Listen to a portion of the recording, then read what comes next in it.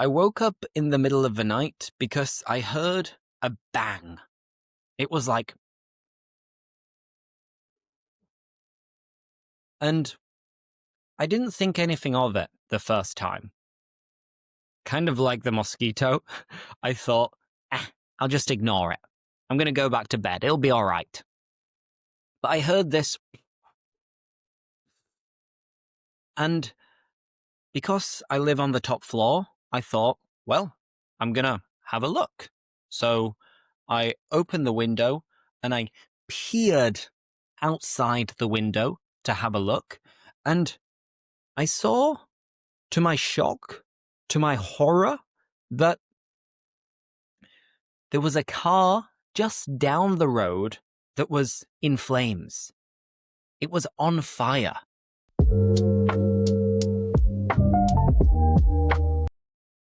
Hello everybody, what's up, and welcome back once again to British English Pod.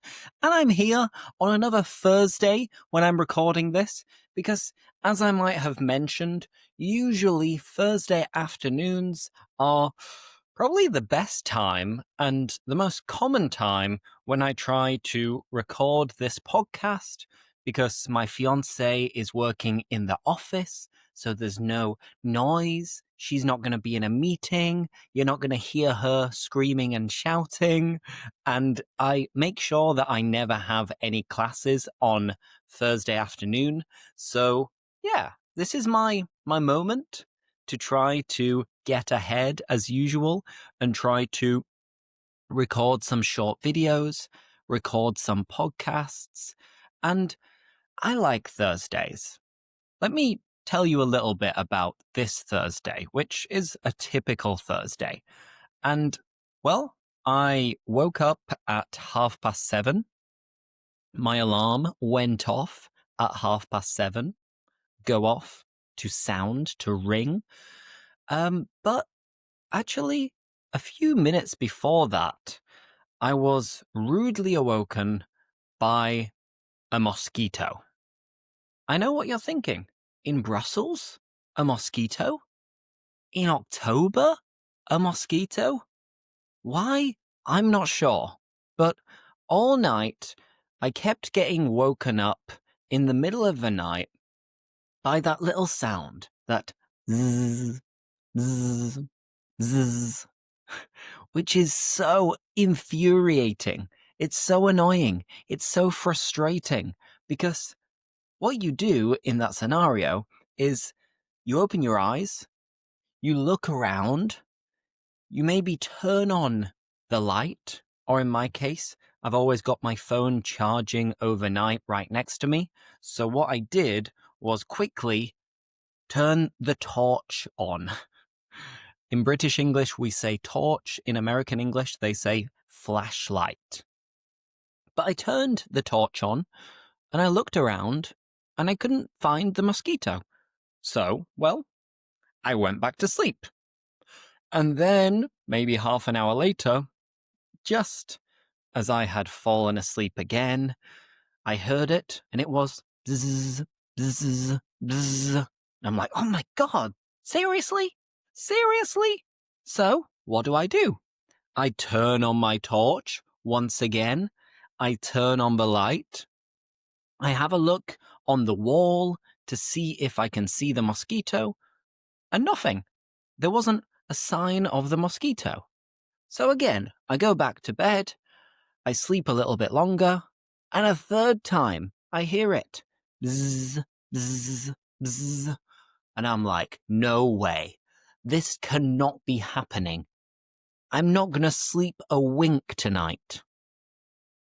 Of course, I am exaggerating. I probably got 6-7 hours of sleep, but interrupted sleep. It wasn't high quality, relaxing sleep. So a little bit annoying, if you ask me. And, well, just before my alarm went off, I heard it again, the bzzz, bzzz, bzzz. And we didn't manage to kill it. We haven't found it. So there is still a mosquito in my bedroom.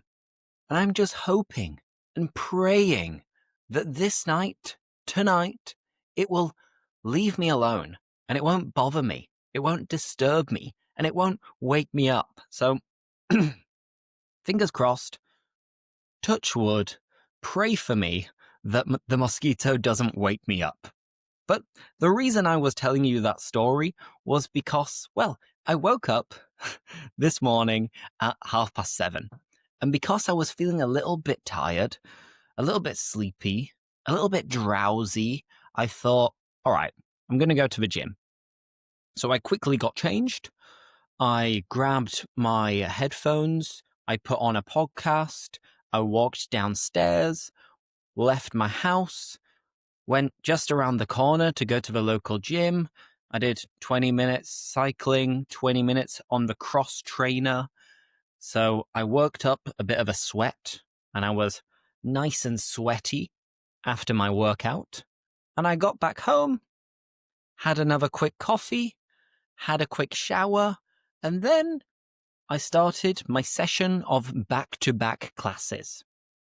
Because on Thursday, I always have my British English Immersion Club group classes from 9 a.m. to 12 p.m., starting with a B1 group, then a C1 group, then a B2 group. And then I have 2 regular private students, an Italian guy, he's lovely, and a Chilean guy who's lovely as well. So I had 5 classes in a row, 5 classes back to back.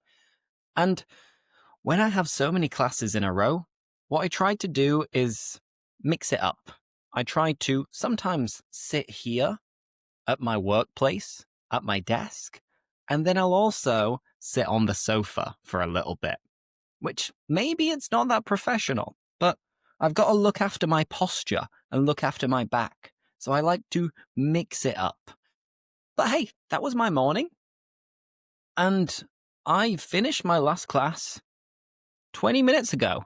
Here you can see my phone, and it is 14:22, 22 minutes past 2.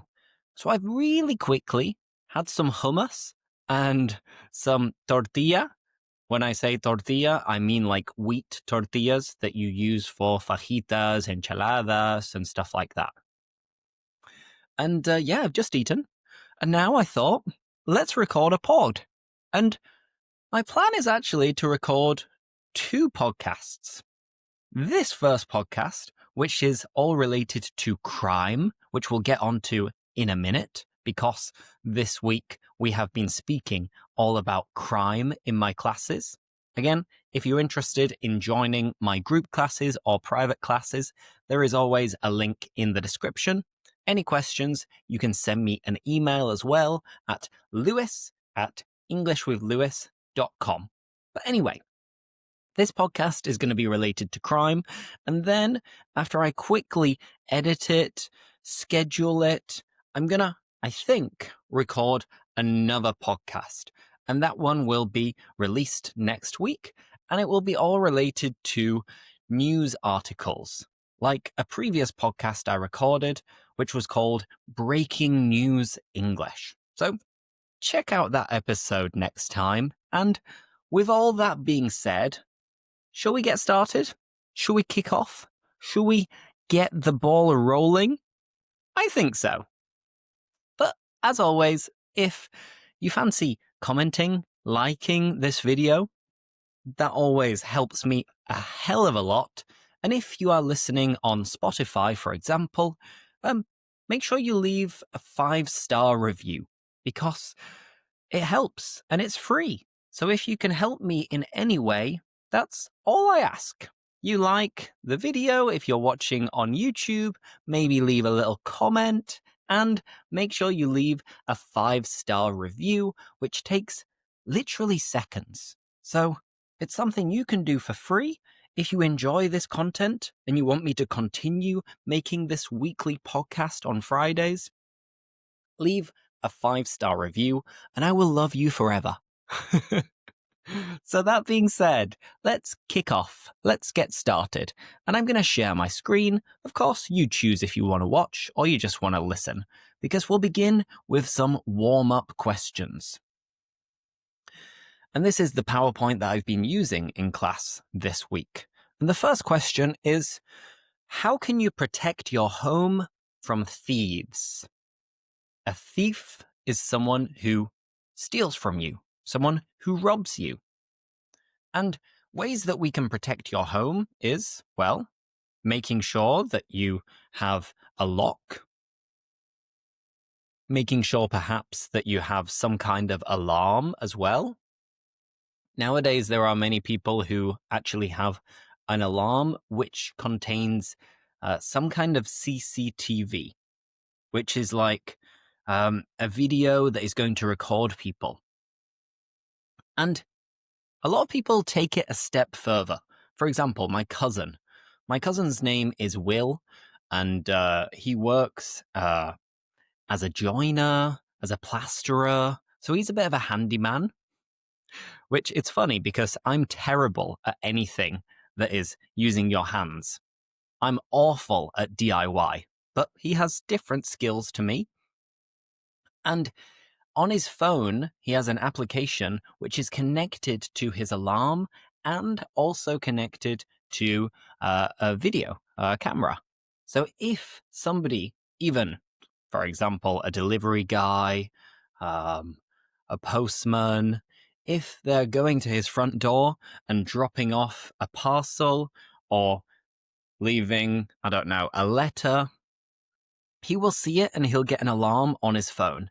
So he is always in control of who is going to his house.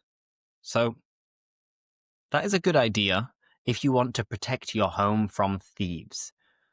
I mean, if you live in the United States, maybe you have a gun as well. That's another option.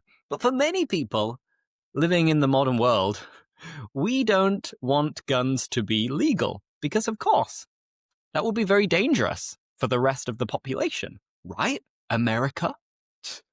So many places around the world, having a gun is illegal, as it should be, in my opinion. But I know some people will leave, I don't know, a knife under their bed, or they'll leave a baseball bat under their bed, just in case burglars show up at your house and try to rob you. They try to steal your things. Personally, I'm quite chilled. I don't worry about people coming to my house and breaking into my house, so maybe it's a good place for people to rob. I'm not sure. But I don't have a gun, I don't have any knives under my bed, and I definitely don't have a baseball bat.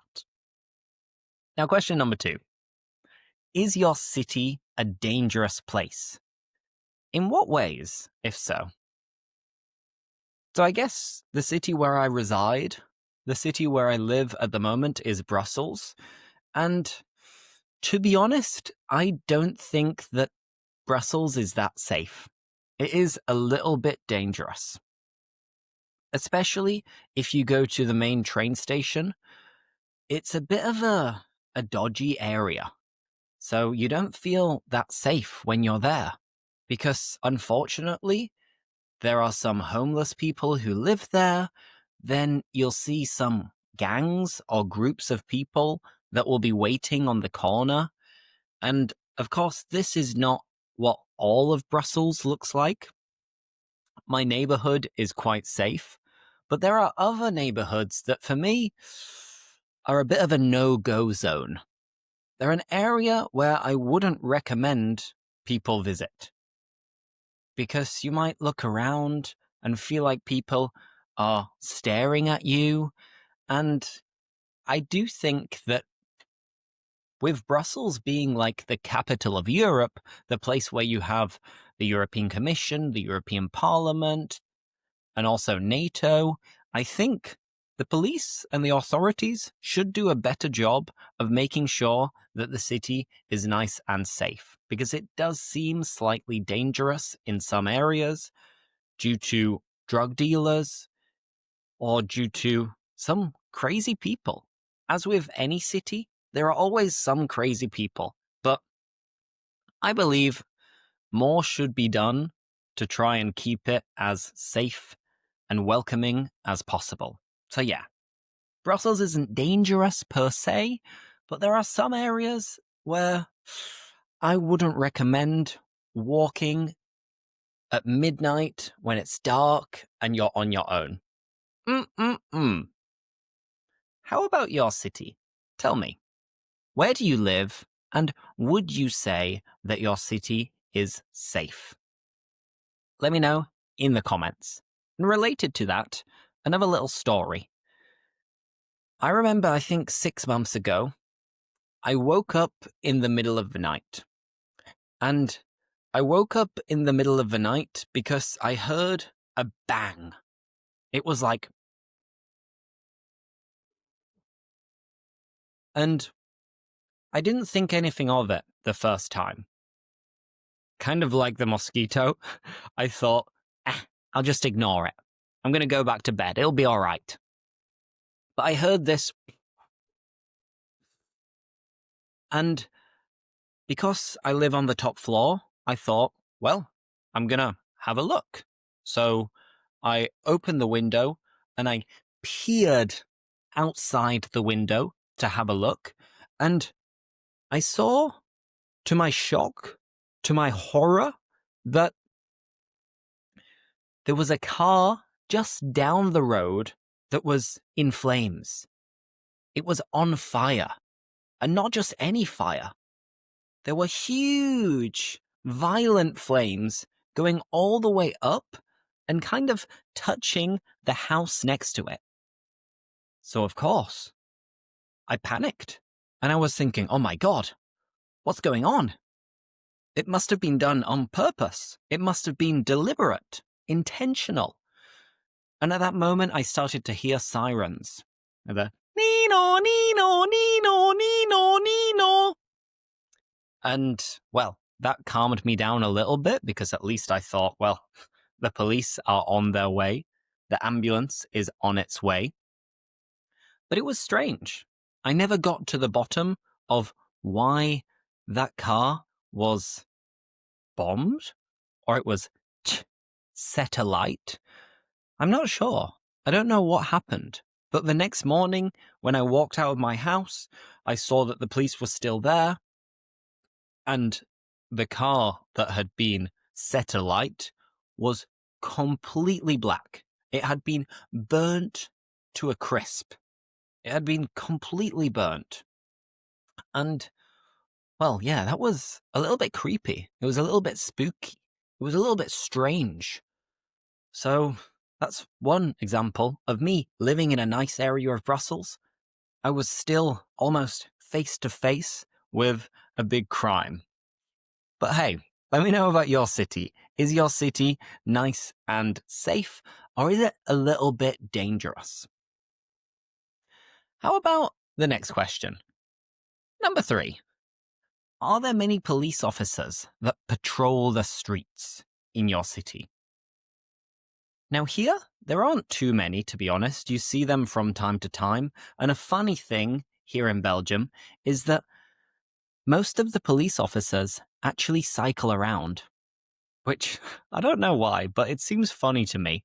Because police officers tend to be quite intimidating. And if you go to Spain, at least in my experience, it was a little bit creepy and a little bit off-putting and intimidating because some of them are big guys, wearing armor, all the uniform, carrying like a machine gun. And comparing that to the United Kingdom, in the UK, normal police officers, if they are patrolling, are not allowed to carry guns. Police officers only carry guns in the UK when they have been warned that they need to, that they are going to the scene of a crime.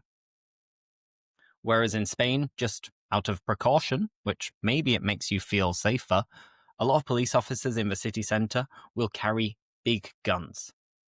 And then here in Belgium, you'll see them cycling around, just like la la la, da la la, cycling around with their colleague. And it seems very informal. It seems very laid back for what I consider to be a relatively dangerous city and country. But hey, it is what it is. And number 4, what's your opinion of the police in general? This can be a little bit controversial. By the way, We don't always use the word police. Sometimes we use the word cops. Like, oh, the cops are coming. The police are coming. And in America, they also say the 5-0 are coming. And if you want to show disrespect towards the police, some people use the word pigs. The pigs are coming.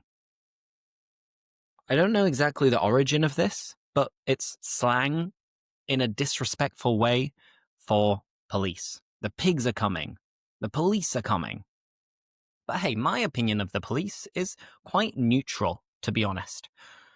I think it's necessary to have a good police force. I think police officers have a very, very stressful job, and it's almost a sacrifice to work as a police officer because you are going to be in very, very close contact with criminals, with crimes, with deaths, interrogations. So it must be a very, very stressful and traumatic job. So for that reason, I have a lot of respect for the police. And in every normal country, you need to have good police representatives to be able to keep the city or the country in order. You know, law and order. But despite that, there are some police officers who can be a little bit too intense. And sometimes they take their job too seriously with insignificant things. If, for example, you are jaywalking, the verb to jaywalk is to cross the road when you are not at traffic lights or a zebra crossing. So you are crossing the road illegally. And some police will approach you for this and have a word with you, which for me is just ridiculous. It's so insignificant.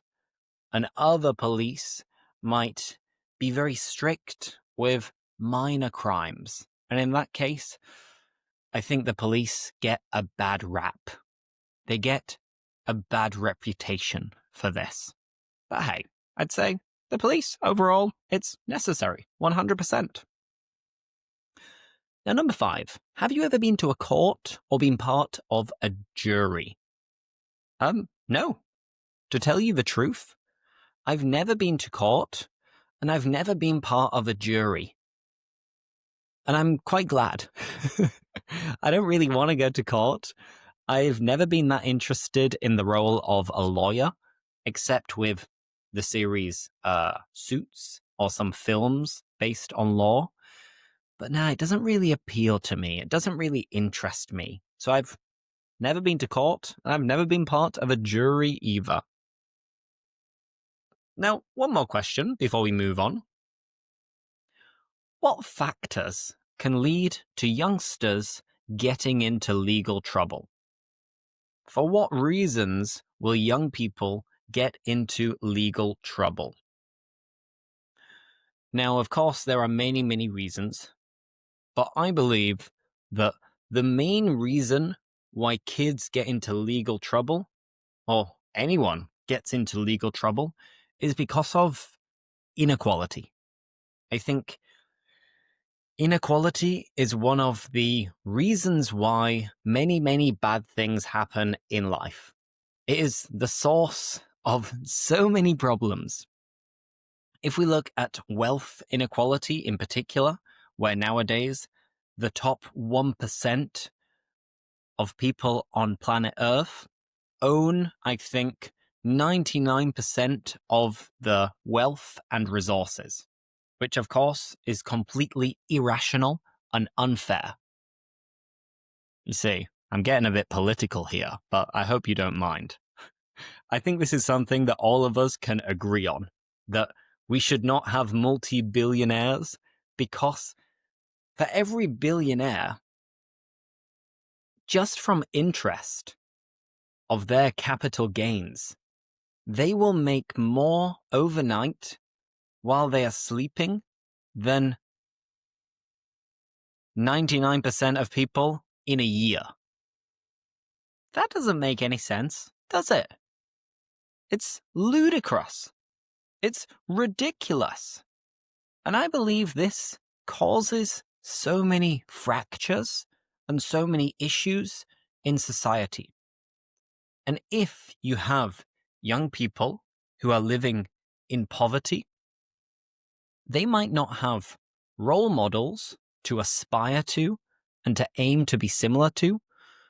So that might mean that they are negatively influenced by criminals, bad people, and they might force them into committing minor crimes, little offenses, like, I don't know, selling drugs, like robbing something, like causing chaos in the streets.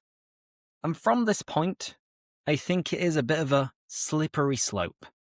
So if you start committing a crime when you are really young because you want to fit in with older kids or role models that you look up to, that you admire, then I believe that it can take you down a very, very bad path. And I think this all starts with inequality. Because if you live in rough areas, poor areas, there is more crime.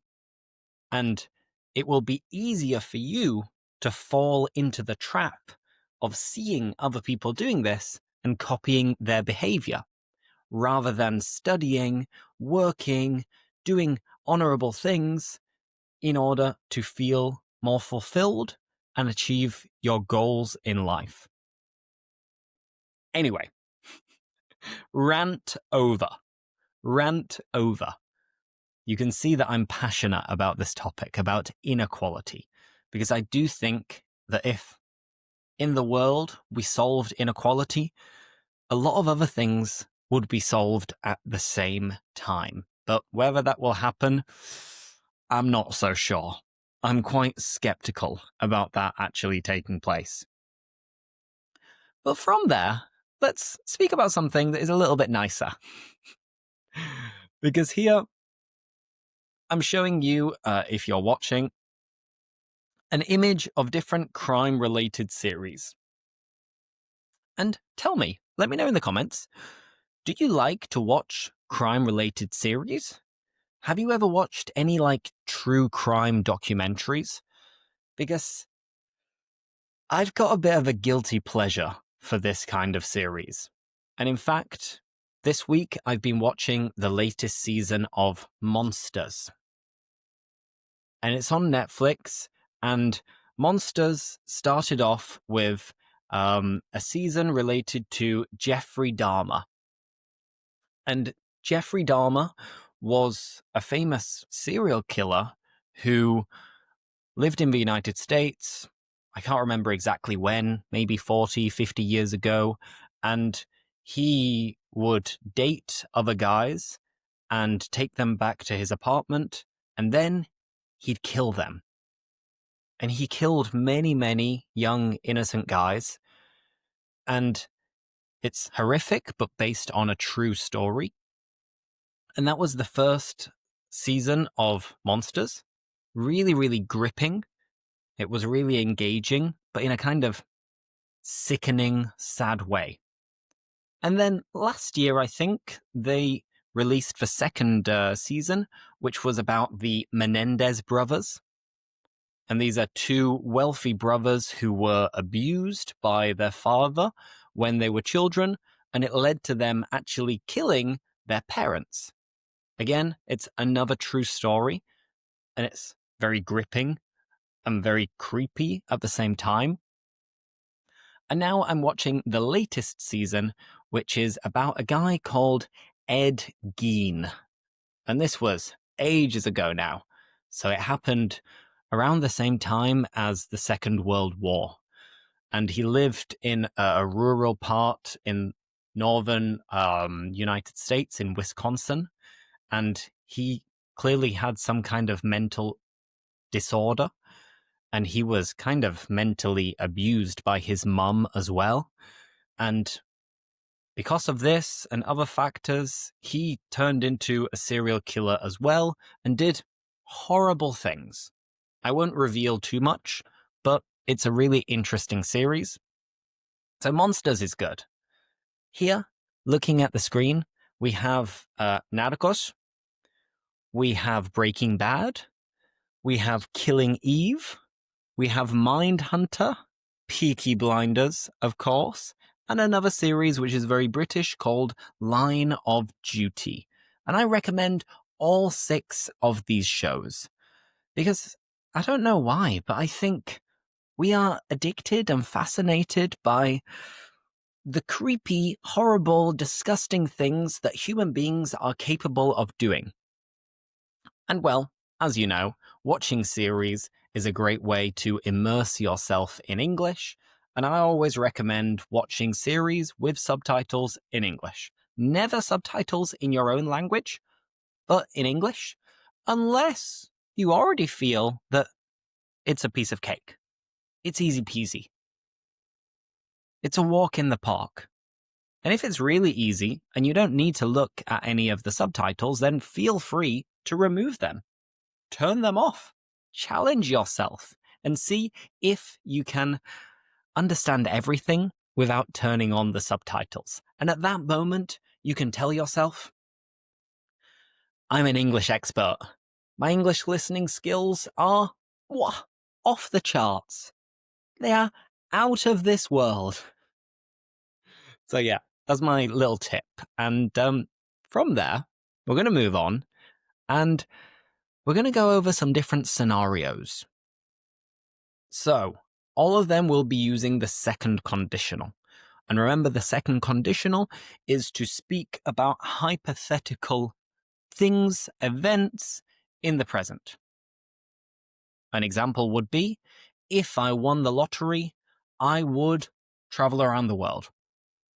Second conditional. Past simple, and then would, could, or might. But now I'm going to ask myself some of these questions, and I'm going to tell you what I would do in each of these scenarios. The first one. What would you do if you witness someone stealing from a supermarket? In other words, shoplifting. To shoplift is to steal from a supermarket. And if I witness someone stealing from a supermarket, to be perfectly honest, I don't think I'd do anything. I don't think I'd say anything. I don't think I'd report the crime. I think I'd just let it happen. Because if somebody is stealing from a supermarket, I guess they really, really need it. They need food. They need to feed themselves. So I think I'd let it slide. And I just think, well, what's the worst that could happen?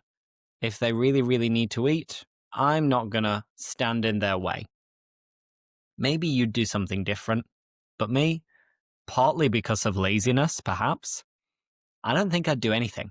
I think I'd just look the other way. I would turn a blind eye to this crime. To turn a blind eye to something is to ignore something. What would you do? And the second one. What would you do if you heard your neighbors screaming and shouting non-stop?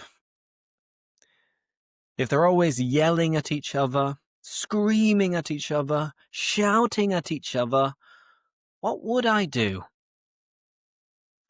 I think to begin with, again, I wouldn't do anything. But if this issue continued and if it was like a regular occurrence, and if there was a lot of smashing as well, if it sounded like somebody was in danger, I think I would have no choice but to call the police. And a little bit of information. If you ever live in the United Kingdom, the emergency number is 999. In the United States, it is, as I'm sure you've seen on films, 911.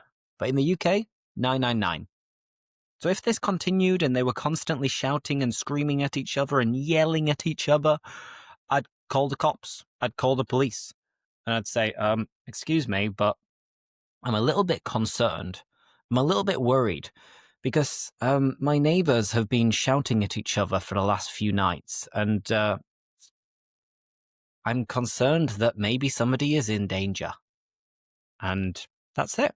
I would leave it in the police's hands. They're the experts. Who am I to get involved? So that's the only thing I would do. I'd call the cops. I'd call the popo, the police. The third scenario. What would you do if you realized someone was trying to pickpocket you on the bus? So what would I do if somebody was trying to pickpocket me on the bus?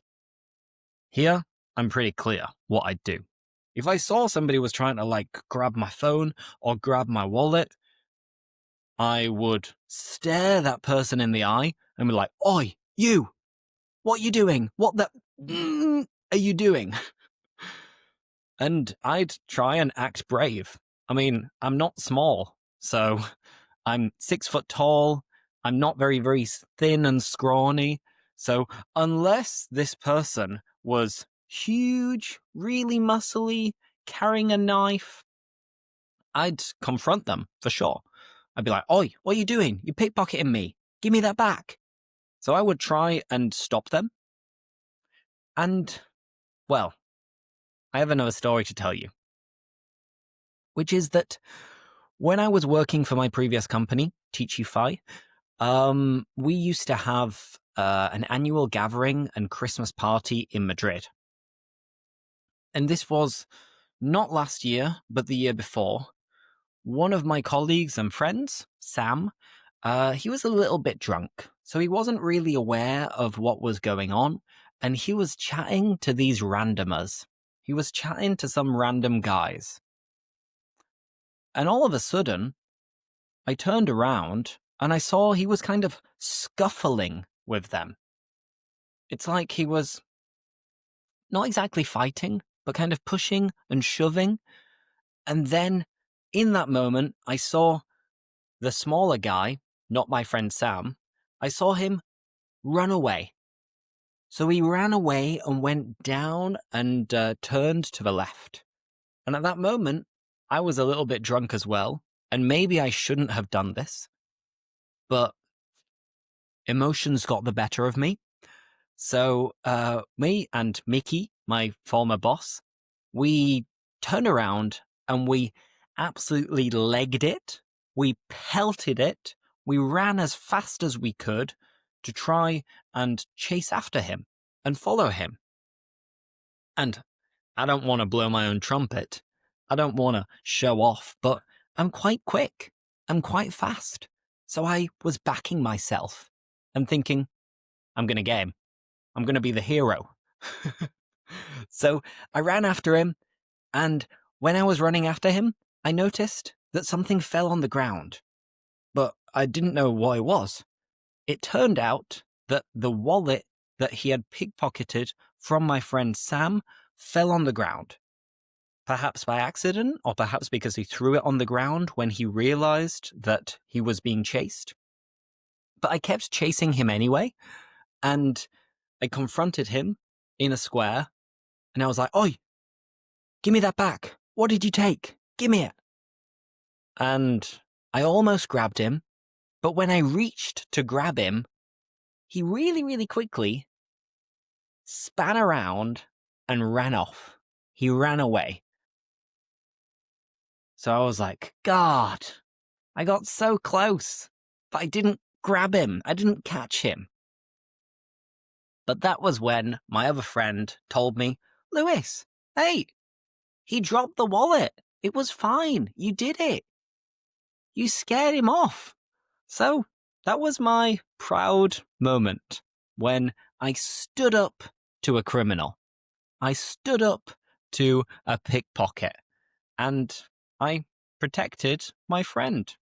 So that was my moment of glory.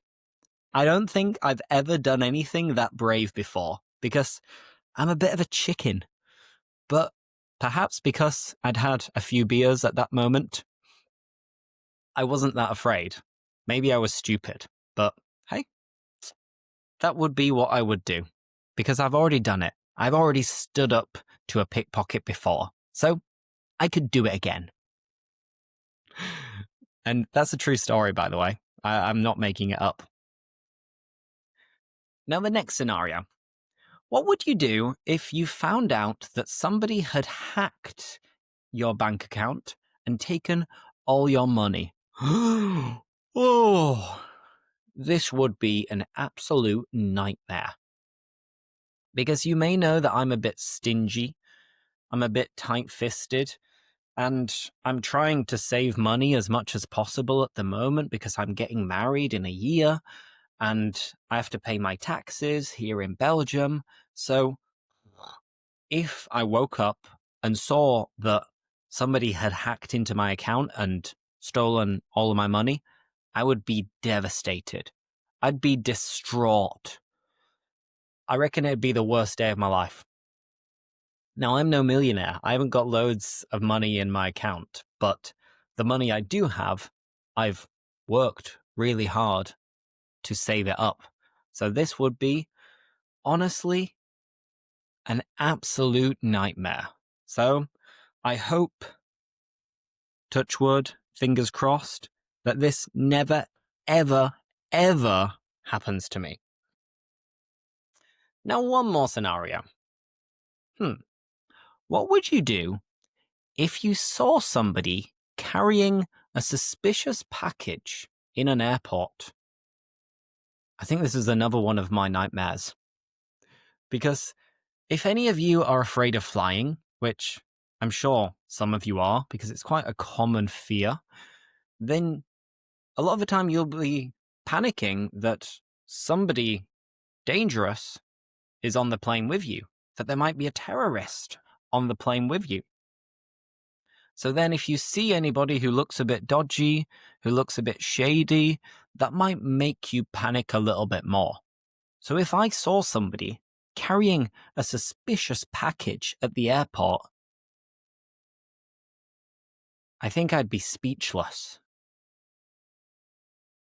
My jaw would drop and I'd try to tell somebody working there, whether it's the police or security guards or just workers at the airport. I'd try and say like, excuse me, I don't want to bother you, but I've seen a guy and he's carrying a briefcase and it looks like there is a bomb on the briefcase.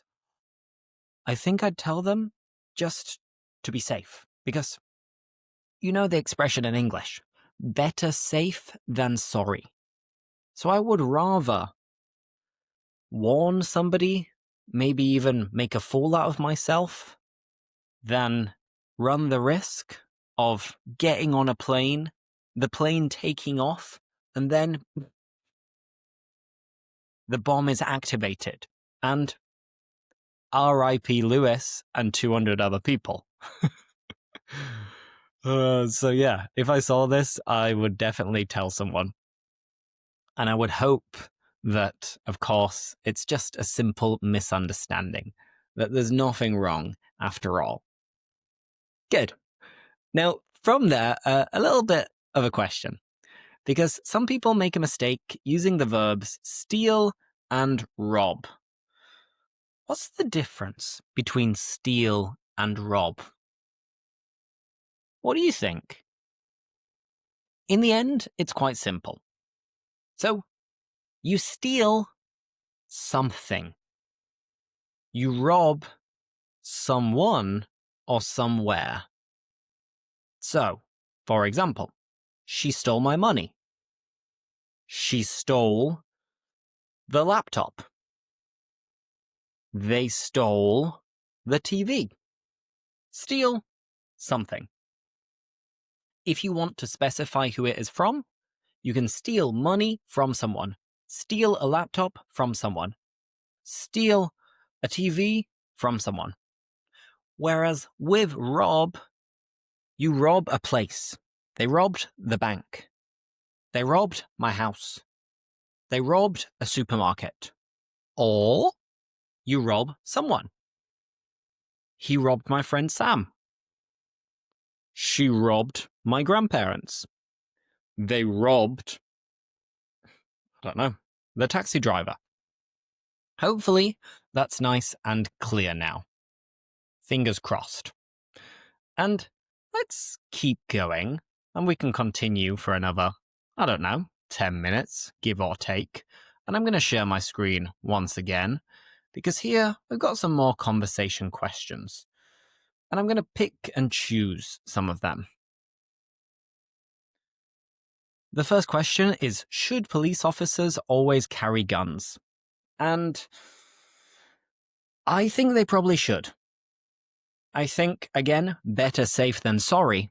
So if police officers are well armed, then they're more likely to be able to protect civilians. So yes, I believe police officers should carry guns.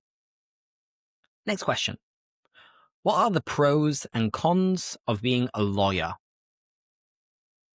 I teach a law firm in Spain, and I have lots of experience teaching lawyers. And I know that it's a very rewarding job if you work as a lawyer and you can help someone who is in difficulty, legal difficulty, financial difficulty. This feeling of helping them is very rewarding. And I think it can be quite exciting if you go to court. And I think the industry is interesting. At the end of the day, I like watching true crime documentaries. So the job of a lawyer is kind of attractive. But I would say that the cons outweigh the pros. That's to say that there are more disadvantages than advantages. Because if you know any lawyers, you know that they are workaholics. They work around the clock. They work practically 24/7. If you work for the Big Four in a consultancy firm, you are exploited. And if you are a lawyer working for a law firm, or even an independent lawyer, the chances are that you work much longer hours than the average. Yes, maybe you earn more money than the average person, but is it worth it? Is it worth it knowing that you're going to be working Monday to Friday from 8 to 8, for example? So that is the big con of being a lawyer. But are there any lawyers watching this? If so, let me know in the comments, and I'd be curious to hear your opinion. Are you a workaholic? Are you exploited? And, well, do you love your job? Now, the third question. Do you know anyone who's been scammed? To scam someone is to trick them, to fool them into giving you private information or giving you money. And, well, kind of. I remember there was one day when I met up with one of my friends. To be honest, I met up with a group of my friends, and we were going to the pub to watch some football, to catch up, have a good time.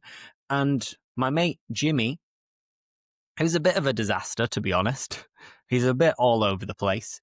He arrived, we said hello, big hug, got a couple of pints, and then he received a phone call.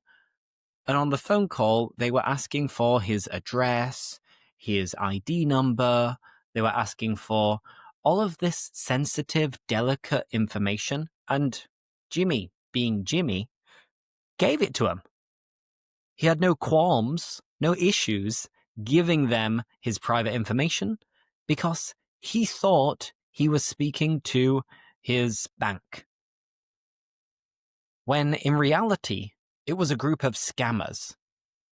And they managed to get his information and take money out of his bank account. So all day, when me and my mates were watching football, sinking some pints, Jimmy was in and out and in and out, on the phone, off the phone, on the phone, off the phone, pulling his hair out, or at least almost pulling his hair out, because he's bald. so he doesn't have hair to pull out. But he was pulling his hair out in frustration, trying to get to the bottom of the problem and trying to fix the problem. Luckily, there was a happy ending in the end because he got the money back. So I think his insurance protected him. So it was a bit of a false alarm. But the amount of stress he must have gone through that day is, beyond belief. It's crazy. Now, number 4. Have I, ever done anything illegal? Yes. I don't know how honest to be here. So I will beat around the bush a little bit. But I think everybody has done something illegal. I think the first time I did something illegal, which I'm not proud of, but I did it, was probably when I was about 12 or 13 years old. And after school, we'd always go to this newsagent's. We'd go to this off-license, a corner shop. And we'd go and get, like, I don't know, a Coca-Cola and a chocolate bar or a bag of sweets. And all of the kids went to the same newsagents at the same time. So the person behind the counter, behind the till, couldn't see everything that was happening. And some of my friends had mentioned that they had stolen chocolate bars because there were so many people in the shop that they were never going to be caught and they were never going to be arrested. So hearing that, I thought, I should give it a go. Maybe I should try and steal some chocolate bars. So I did. I stealthily, sneakily, when it was really, really busy, it was packed inside the shop, I would grab a few chocolate bars and maybe only pay for one of them. I know. Despicable behavior. If anybody is listening to this, I'm not proud of it. I do not recommend that you do the same thing, and I'm ashamed of myself, especially if you are underage. Do not do this. You will regret it in the future. So that's something I've done which was illegal. And there are maybe other things that I've done which were illegal as well, but nothing major. Like watching football on a website which isn't entirely legal. Downloading music from a website which wasn't Spotify. You know, this kind of stuff. And I'll leave it there. I won't go into any more detail because you're going to think that I am a thug. You're going to think that I am a thug, which means somebody who does illegal things with no respect for, I don't know, society. Number 5. Have you ever been fined for speeding or parking illegally? I haven't, to be honest. I have definitely sped in the past, but I've never been fined for it. I've never been caught. I've got away with it. So far, I've got away with speeding and parking where I shouldn't park. But a lot of you will know my mum, or you've seen my mum on some videos, short videos, YouTube conversations. If you haven't, check out those videos. And she's so good, nice, friendly. She follows the rules. She does everything by the book 100% of the time. But despite that, recently, she was fined for speeding because she was going 34 miles per hour in a 30 miles per hour zone. She has an excuse because she thought she was in a 40 mile per hour zone. So she thought she was going way under the speed limit. But no, she was mistaken. She was wrong. So she was fined, I think, 100 quid for speeding, and she had to attend an online course warning people not to do the same thing. And I say this because it's funny, because my mum is the slowest driver ever. And she got caught for speeding, which, it's ironic. It's typical, isn't it? Now let's finish with a final question. It's more of a debate, and I want you to let me know in the comments as well if you agree or disagree. So here goes. A life sentence is always better than capital punishment. Do you agree? A life sentence is always better than capital punishment. So a life sentence is when you go to jail, you go to prison for, in theory, the rest of your life. And capital punishment is when you are killed because you've done something illegal. This doesn't exist in many states, in many countries, but for example, in the United States, in certain states, it is legal and people can be killed because they have committed murder, homicide, and so on. And to be honest, I don't think there is any debate here. I think that a life sentence is always better. I don't think that any human being or public organism should have the power to kill somebody else, even if they have killed someone else before that. Because then it's almost like you are becoming as bad as them. Not so far, of course, because in certain ways they deserve it. They deserve the punishment. But when the state starts to kill you because you are not obeying the rules, I think that is setting a very, very dangerous precedent. So I don't think capital punishment should exist, even if there are certain crimes which are so abhorrent and so revolting that I think people should burn in hell and they should spend the rest of their lives behind bars.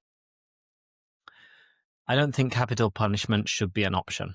And if we take the example of Jeffrey Epstein, who committed many, many crimes, he was a famous pedophile with links to very, very rich and famous people, and he ended up committing suicide whilst in prison in the United States. So if him knowing that he was going to spend the rest of his life behind bars was so traumatic that he decided to kill himself, then I think maybe dying is the easy way out.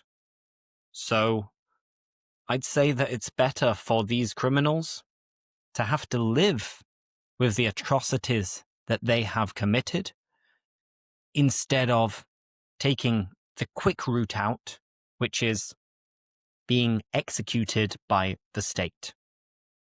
So that's my opinion. What do you think?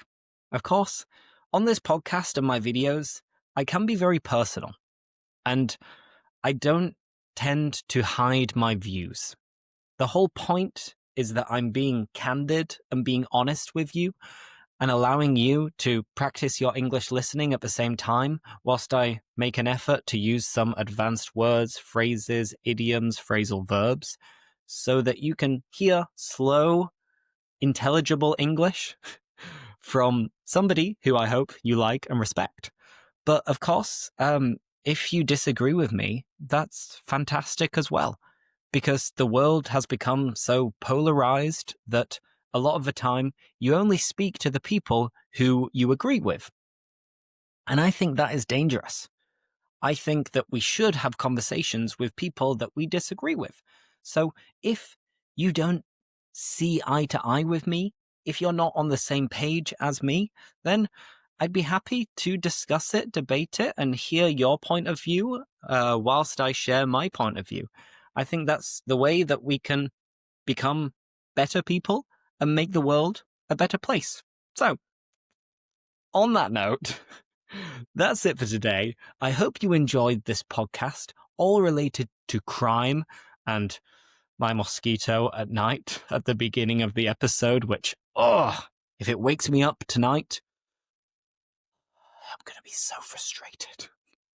But that's it. Thank you so much. I hope you enjoyed it, and I'll see you in the next episode. Bye-bye!